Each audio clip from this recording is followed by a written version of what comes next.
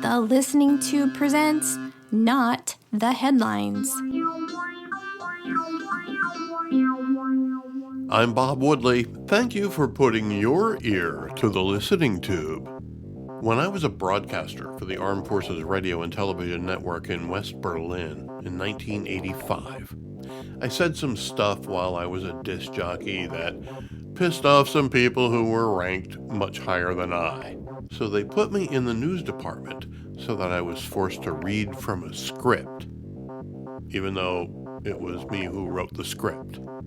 But I knew that someday I would get back on the air as a disc jockey. With that in mind, I found a story that I would keep to myself until my last day as a reporter, and then go out with a bang.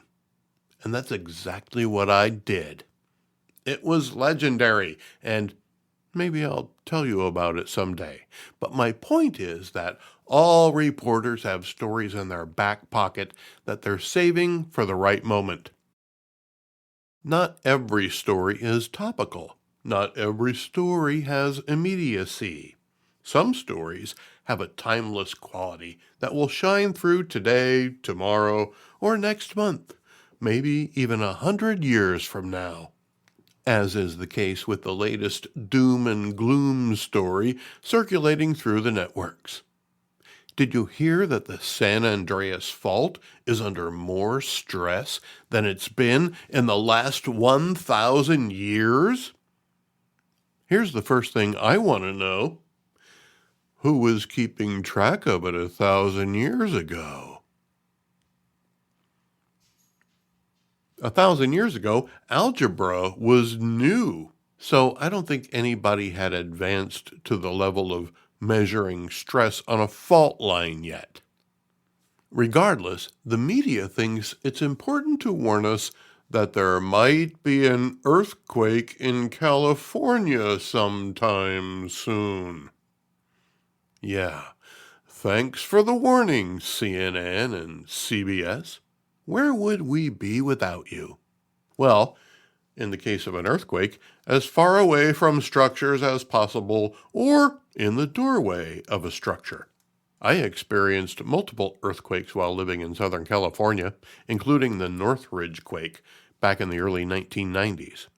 That was a doozy. But I gotta tell you, earthquakes are my favorite natural disaster. I'll take an earthquake over a flood or tornado or hurricane any day of the week. The earthquake is the lazy man's natural disaster. There are no sandbags to fill, no windows to board up, no snow to shovel. You simply ride it out and see how it ends. If you're riding in a car, you might not even know what happened. That's why people drive off of bridges that collapsed during the quake. They didn't even know. So it must be time to break out the story about the stress on the San Andreas Fault. Otherwise, it could have waited another 10 or 50 or 100 years. We may have gotten better at measuring stress, but we're still no better at predicting earthquakes. Having said that, we could have a major earthquake tomorrow, and there would be people raising their arms in jubilation at the coincidence. So why then is this keep it in the box story all of a sudden becoming a top story? Maybe it's because the media has to keep us on our toes. After all, the worst thing that can happen to the media is that nothing is happening. With a peace agreement between the U.S., Israel, and Iran and Lebanon, along with the expected drop in oil and gasoline prices and all of the other price drops that come with the drop on energy prices, as well as the job gains and low unemployment levels and the stock markets at an all-time high, people might just become complacent if there isn't some impending disaster they need to be warned about. There was a time when the news simply told us what happened. You could turn on the news radio station or a television station at certain times and learn what happened in the world today. But telling us what happened doesn't seem to be good enough anymore. Now, the news people also want to tell us what might happen. Here's the difference between telling us what might happen and what happened. If you tell us what happened, you need to be right. If you're telling us what might happen, you don't need to be right. That's not news. Should the news warn us of an approaching tornado? Sure. Should the news guess at what might happen anywhere between tomorrow and 100 years from now? Probably not. But we see it more and more. Too many headlines warn us of what could happen instead of telling us what did happen. Then when you read the story, you discover that the headline was misleading, a form of clickbait. That's not serving the public as a media outlet is supposed to serve the public.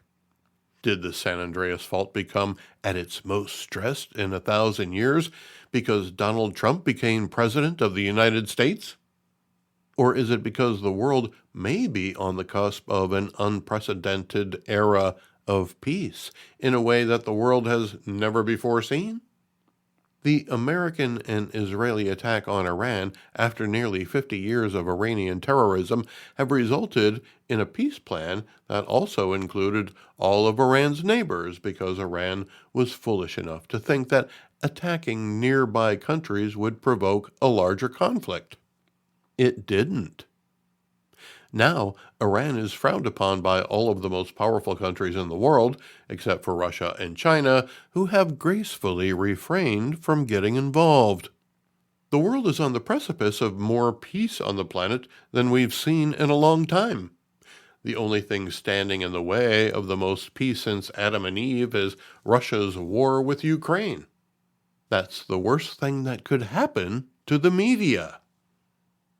Let me share a little story with you. Hey, if he says something smart, you can support the show from the homepage.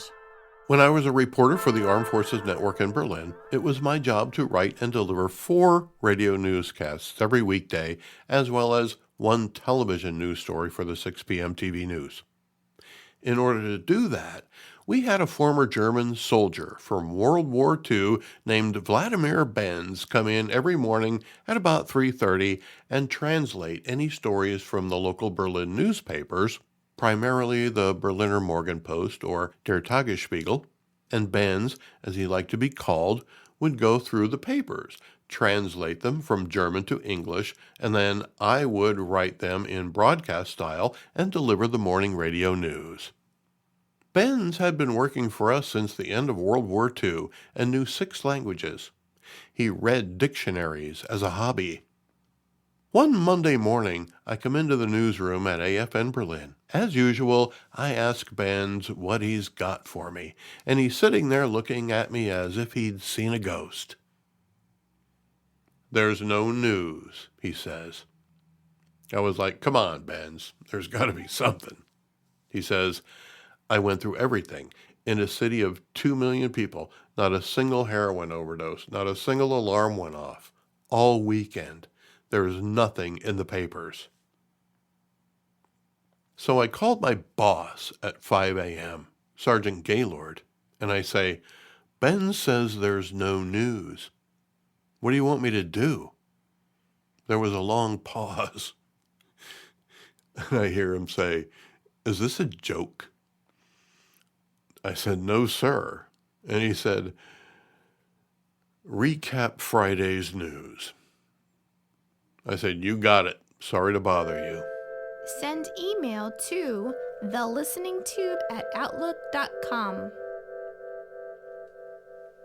Imagine if that happened all the time. Every once in a while, the guy on the 6 o'clock news comes on and says, everything's cool right now, so we're going to show photographs and video of nature scenes for the next half hour with some occasional advertisements. Enjoy your day. Seems rather utopian, doesn't it?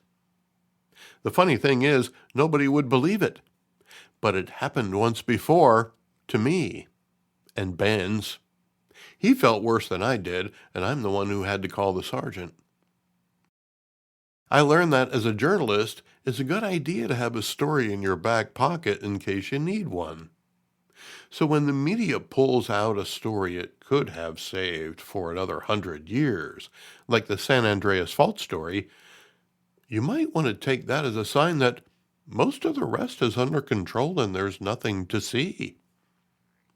And if the earthquake of the millennia isn't a big enough story, there's always the reflecting pool at the National Mall.